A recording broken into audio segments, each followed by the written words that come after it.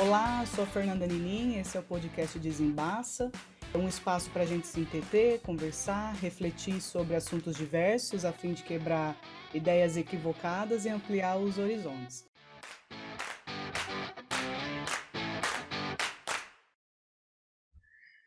Olá, estou de volta agora nesse mês de outubro para falar de Halloween, a minha data preferida do ano.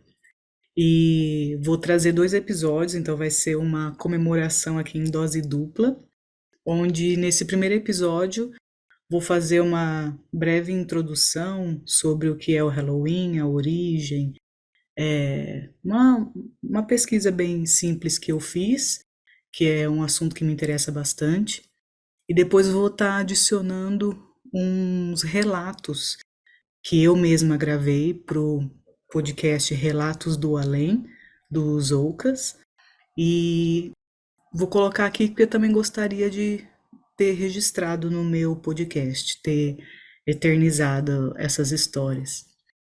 Então começo aqui falando sobre a origem do Halloween.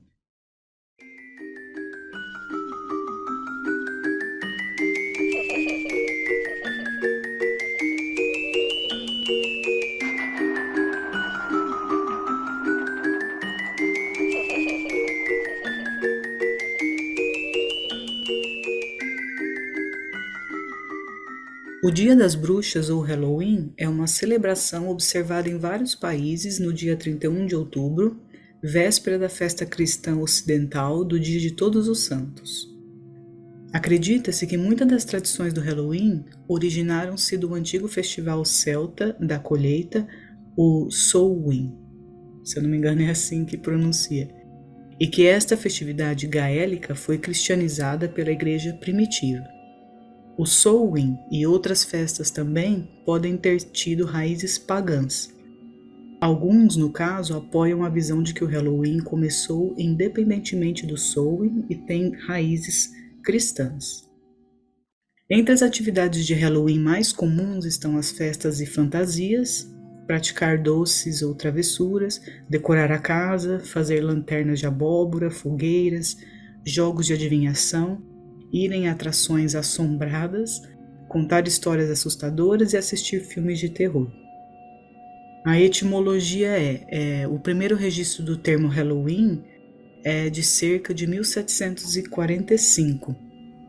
É uma abreviação do termo inglês All Hallows Eve, que significa véspera do Dia de Todos os Santos, data comemorativa do calendário cristão. A atual festa do Halloween é produto da mescla de muitas tradições trazidas pelos colonizadores britânicos e irlandeses do século XVIII para os Estados Unidos, e ali integradas de modo peculiar na sua cultura. Muitas delas já foram esquecidas na Europa, onde hoje, por colonização cultural dos Estados Unidos, aparece o Halloween à maneira estadunidense, enquanto desaparecem as tradições locais de comemoração da véspera do Dia de Todos os Santos. A partir do ano de 1970, o Halloween se espalhou pelo mundo, incluindo o Brasil, sendo este o Halloween que se desenvolveu na América do Norte, depois de trazido pelos colonizadores britânicos e irlandeses. O Samhain, que significa o fim do verão, era um festival no qual os celtas celebravam o final das colheitas, dando as boas-vindas ao inverno em tempos difíceis que se avizinhavam. Então, nessa breve pesquisa que eu fiz no Google, eu achei legal que saiam perguntas e respostas, né? Quando eu fiz a busca, então do mesmo jeito que eu achei, eu vou falar aqui porque eu achei que é bem resumido de um jeito interessante. Então, por exemplo, como os celtas comemoravam o Samhain? Eles acreditavam que na véspera chamada de Samhain, o mundo dos vivos e dos mortos se mesclava.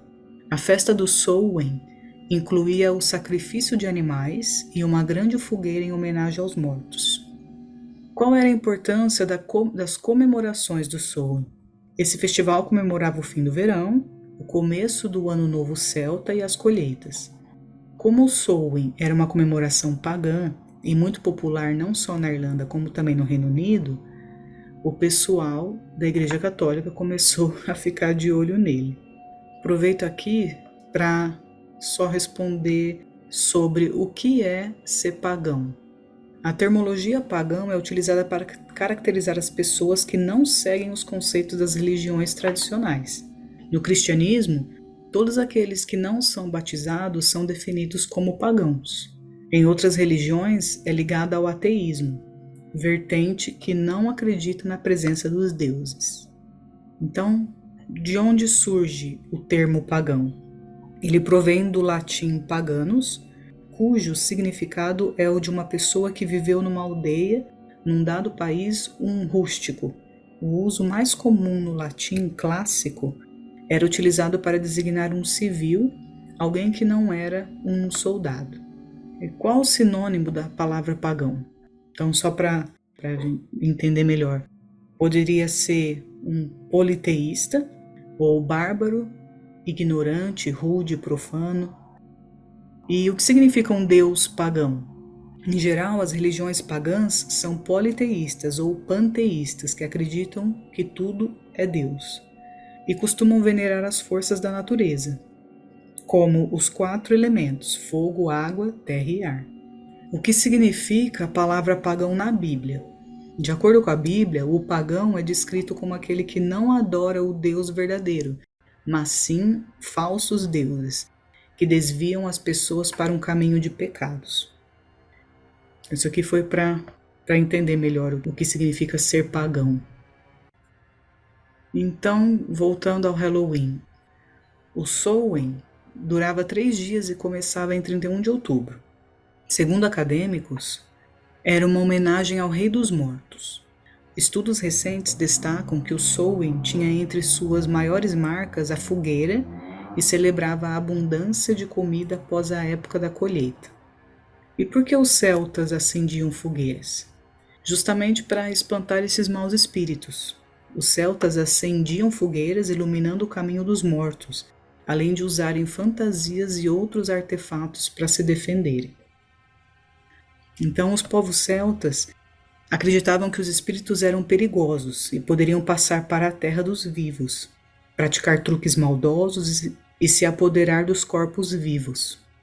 Por isso passaram a se fantasiar com apetrechos macabros e sombrios para impedir que os espíritos fizessem maldades e assim se defender dos mesmos.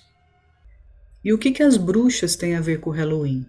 As histórias contam que as bruxas participavam de festas realizadas pelo diabo, que normalmente eram realizadas em 30 de abril e 31 de outubro.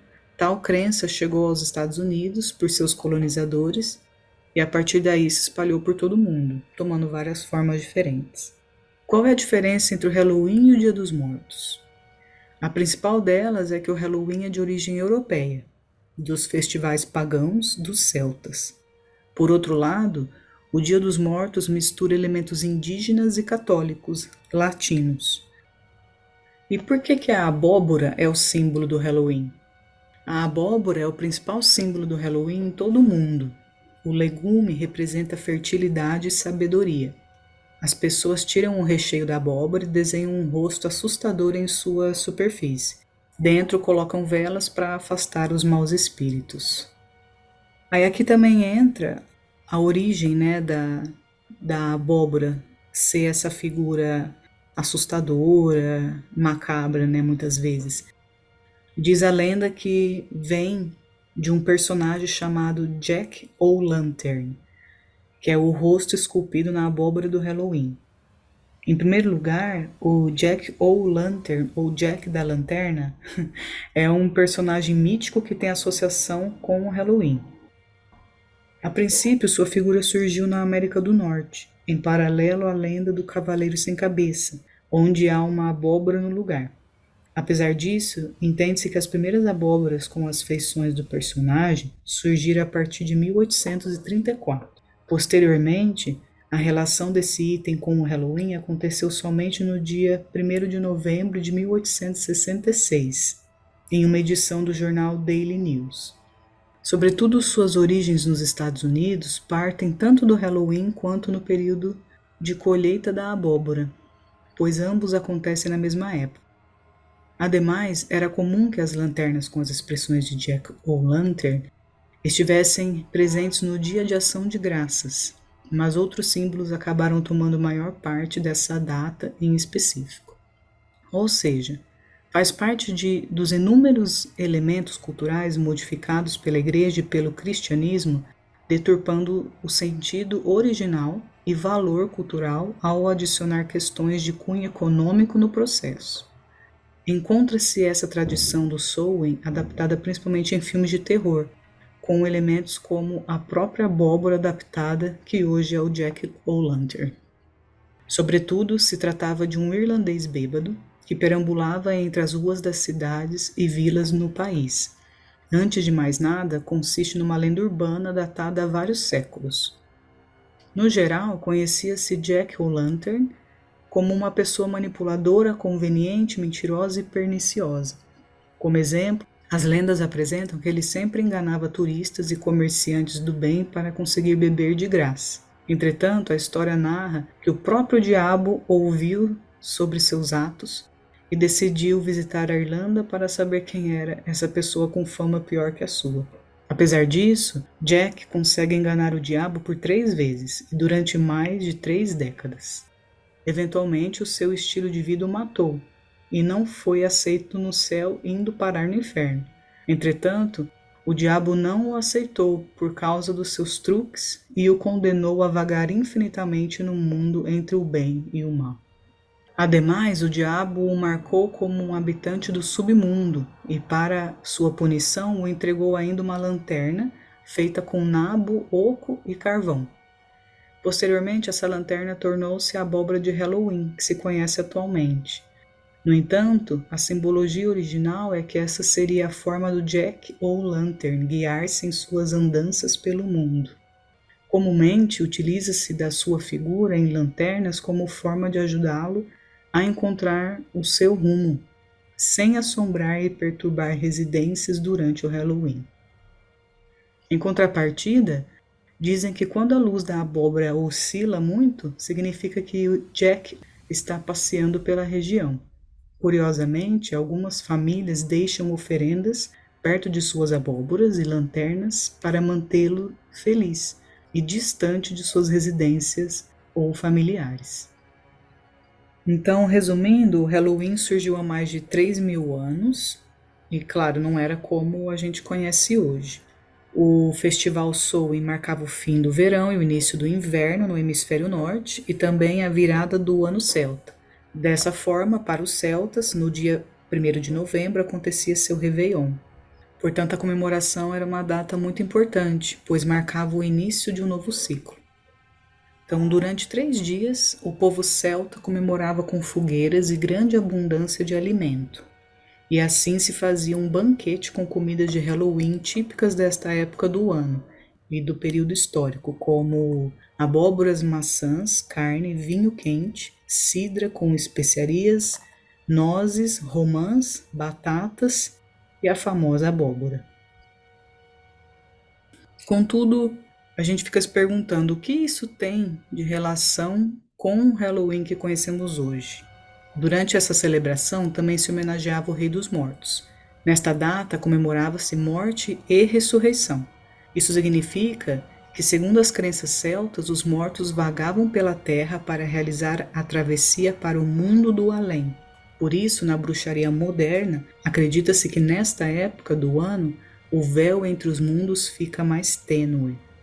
Em decorrência disso, dizia-se que as almas dos mortos retornam às suas casas para visitar os familiares e também para buscar alimento e se aquecerem no fogo da lareira, o que explica as grandes fogueiras e banquetes. E assim nasceu também o costume de esculpir faces medonhas em abóboras e se fantasiar com máscaras assustadoras. Era uma forma de espantar os maus espíritos do seu lar, evitar que seu corpo fosse possuído e também que esses espíritos prejudicassem sua colheita. Na Idade Média, o Papa Gregório decidiu estabelecer uma data comemorativa no dia 31 de outubro para os católicos, já que o Samhain era muito amado pelos pagãos e fortemente enraizado na cultura. O objetivo da igreja era assimilar essa celebração pagã no calendário católico de modo a combater outras crenças e buscando converter os povos pagãos ao catolicismo. E foi assim que surgiu o nome Halloween, pois o Papa Gregório mudou a data de comemoração do Dia de Todos os Santos, que era no dia 13 de maio, para o dia 1º de novembro, juntamente no meio da comemoração de Samhain.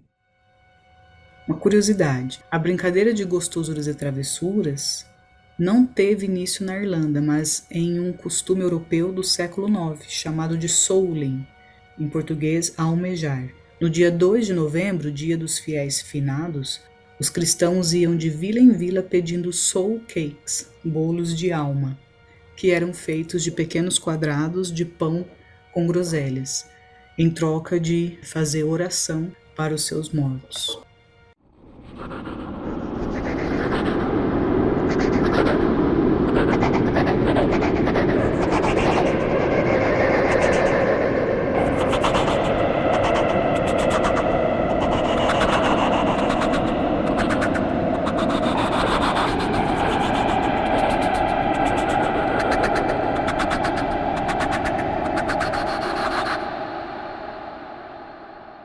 Eu achei interessante também pesquisar por que que tem esse fascínio pelo terror, pelo o horror, o que assusta, né? Os filmes de terror, histórias de terror. Então, o que eu achei foi que uma das teorias psicológicas que aborda esse fenômeno é a teoria da excitação emocional.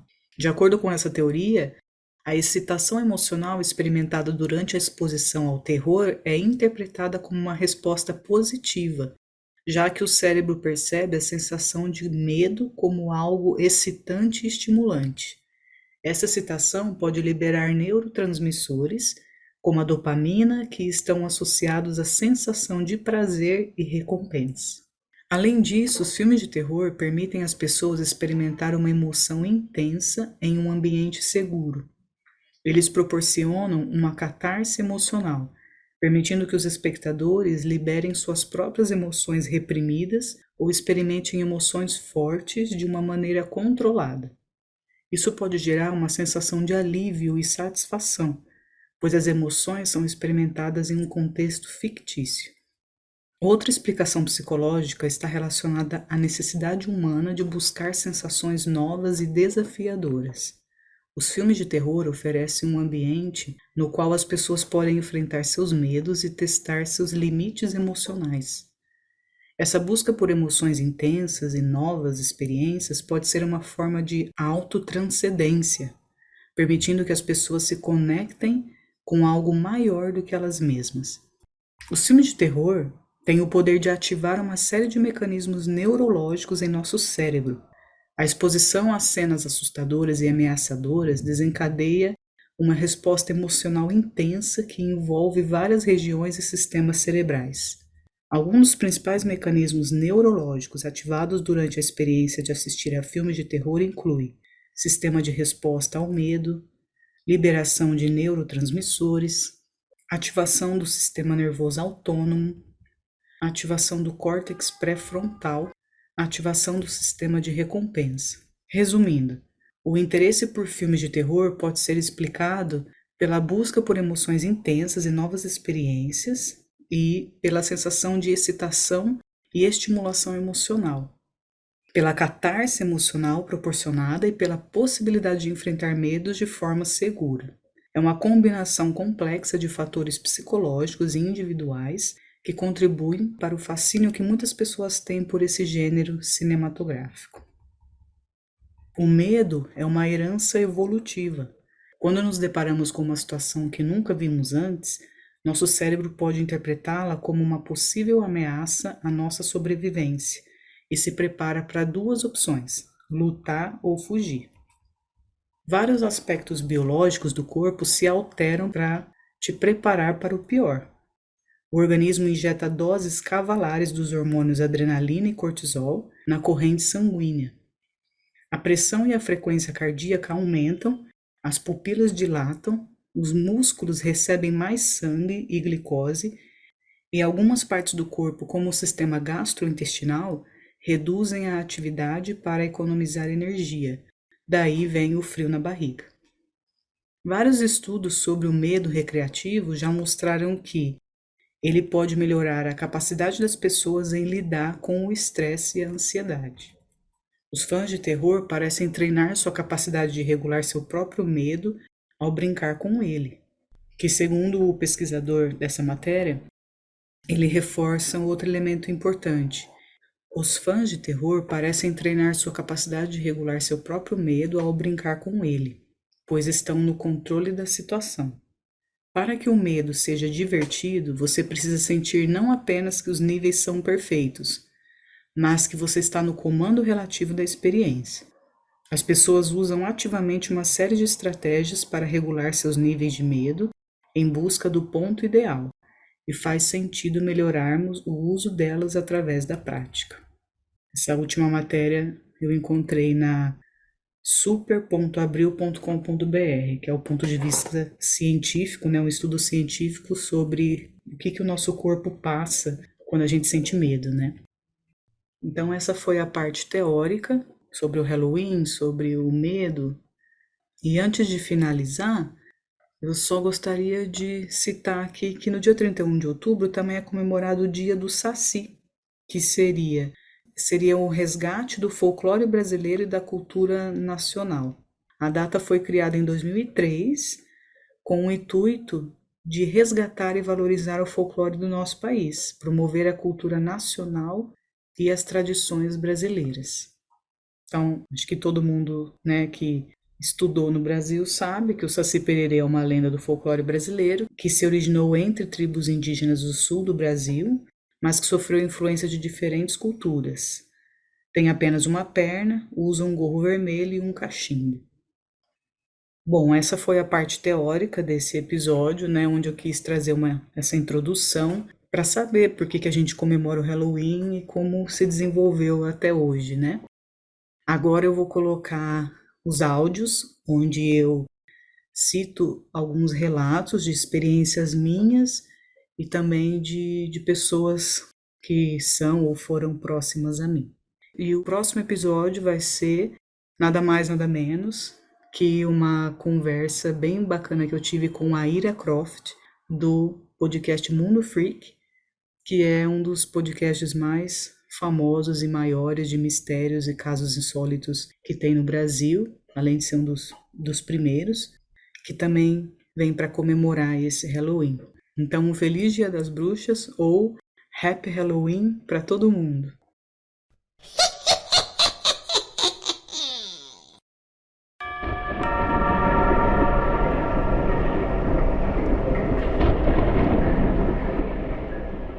Aconteceu com o meu tio no passado, que infelizmente o meu tio já faleceu, e o caso ocorreu há uns anos, mas marcou tanto que eu lembro até hoje.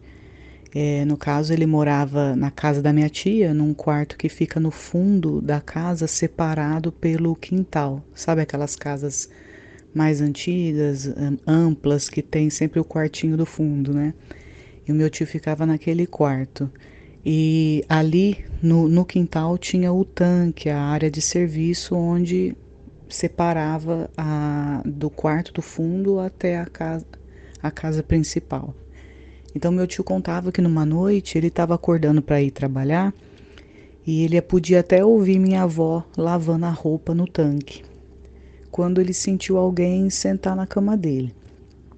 Ele abriu os olhos e viu uma moça muito bonita. Ele disse que abria assim, tipo, ele sabia que ele estava acordado, porque ele estava abrindo os olhos assim, sabe quando você ainda está com a vista meio embaçada? Mas ele estava acordando e ele viu que tinha essa pessoa dentro do quarto. Ele já estranhou, né? Na hora ele se assustou, então ele sentou na outra ponta da cama e questionou quem era ela e o que ela queria.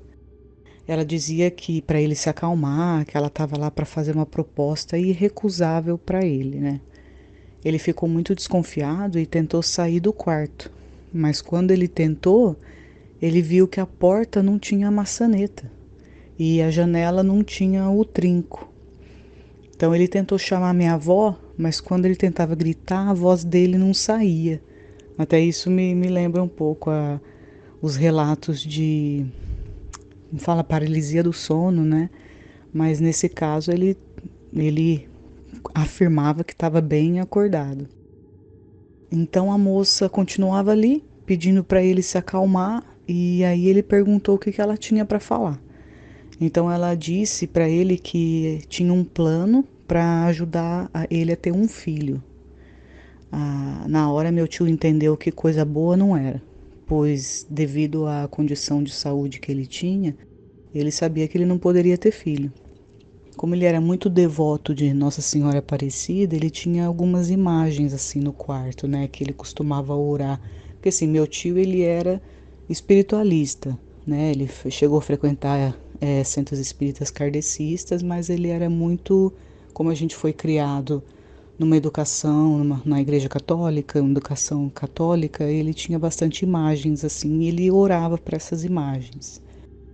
E naquele momento ele tentou orar e foi aí que ele notou que as imagens não tinham rosto.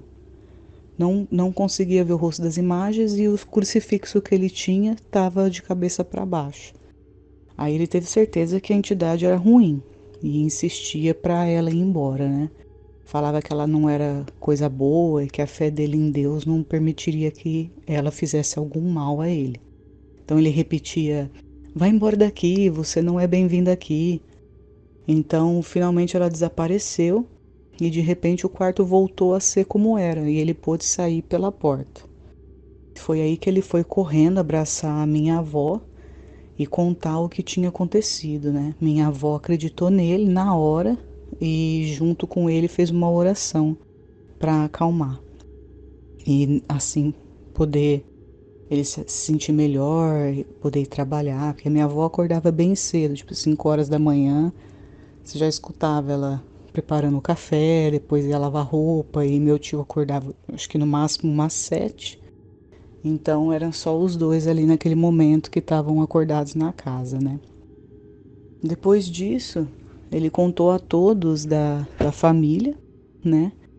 E nunca mais viu aquela mulher de novo. Desde então eu falo que aquele é o quarto do diabo. E eu não tenho coragem de ficar sozinha nele, muito menos de passar a noite lá. Hoje em dia ninguém mais mora naquela casa, né? Há pouco tempo ela foi vendida, mas eu acho que não era uma coisa ligada à casa.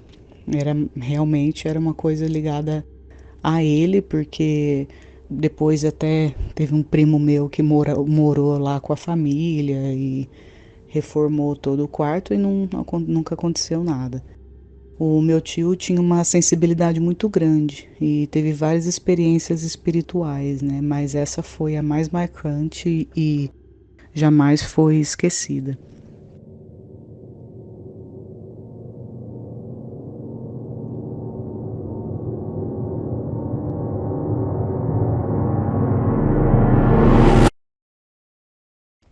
Esse é o relato que eu tenho, assim, em caso da minha família mais memorável, porque comigo particularmente, nunca aconteceu nada desse tipo. Eu não tenho essa sensibilidade de ver ou de sentir, escutar alguma presença, né, sobrenatural.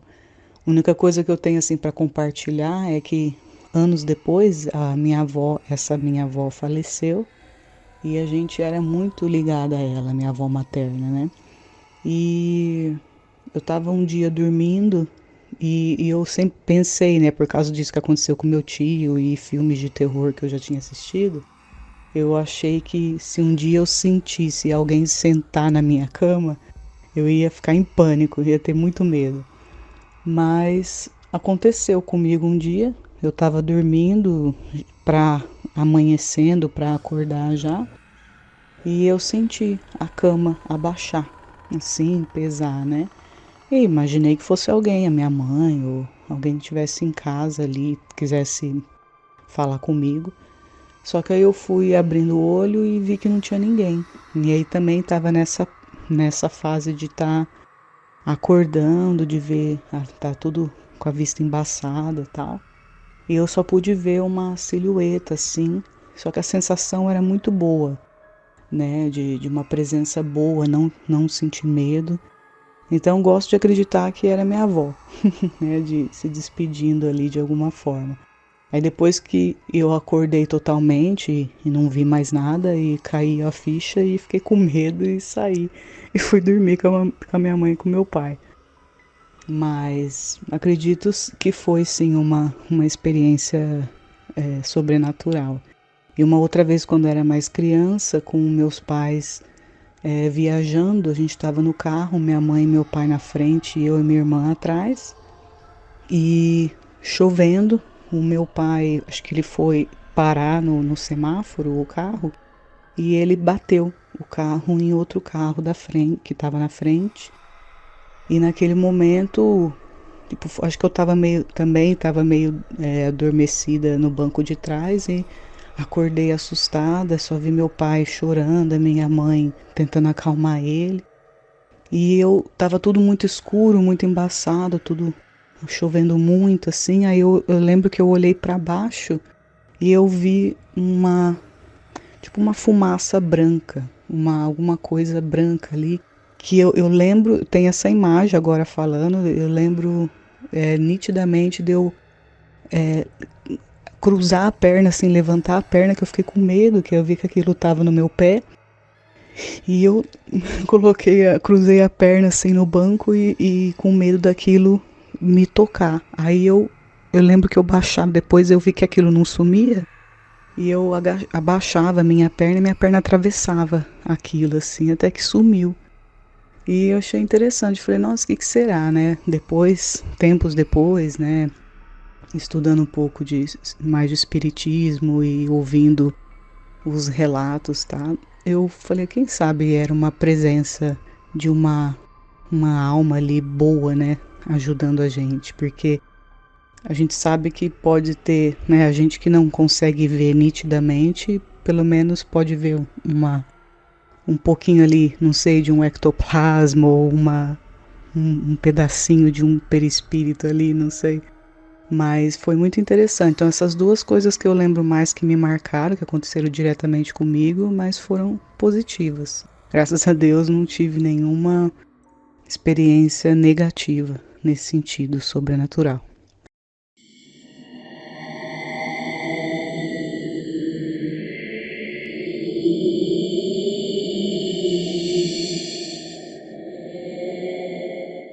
Eu tenho para compartilhar uma experiência, vamos dizer, ufológica que eu tive no passado.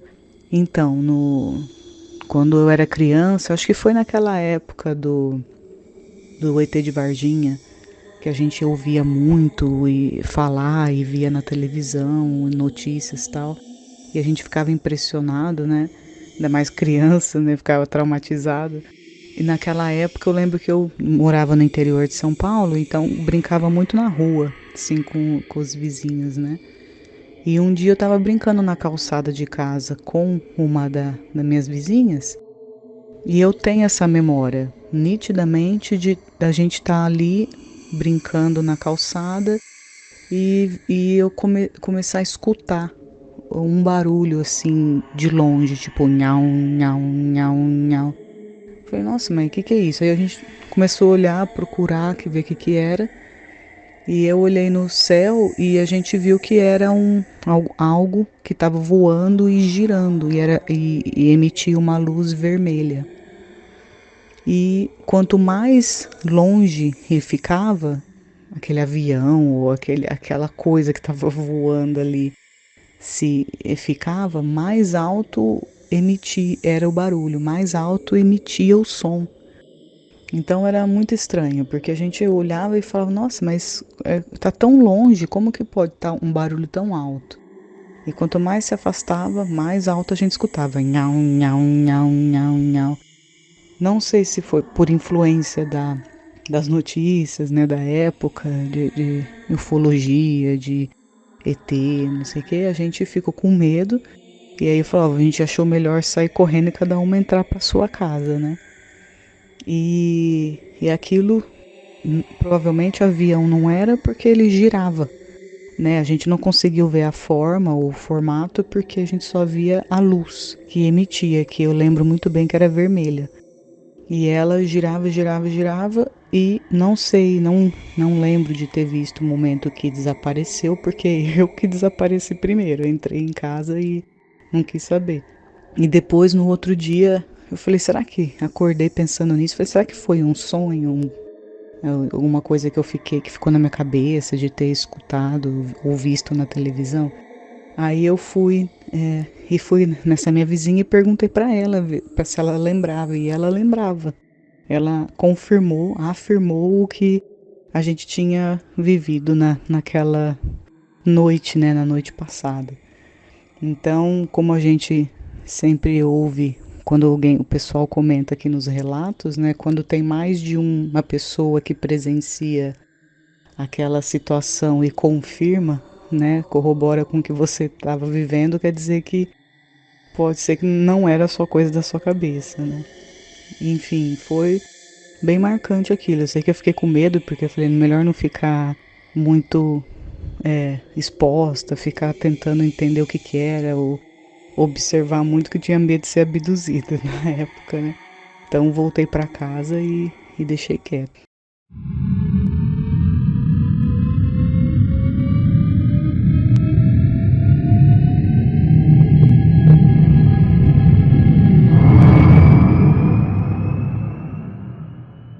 E eu lembro que naquela época, meus pais, a gente era católico e meus pais frequentavam uma pastoral, chamava Pastoral Familiar, onde encontravam outros casais da igreja para se reunirem, fazer tipo um curso de casais assim. E ali onde eu morava, a gente morava tipo de frente, na frente da minha casa tinha uma cozinha piloto, que era a cozinha onde fazia as merendas escolares para todas as escolas públicas da cidade.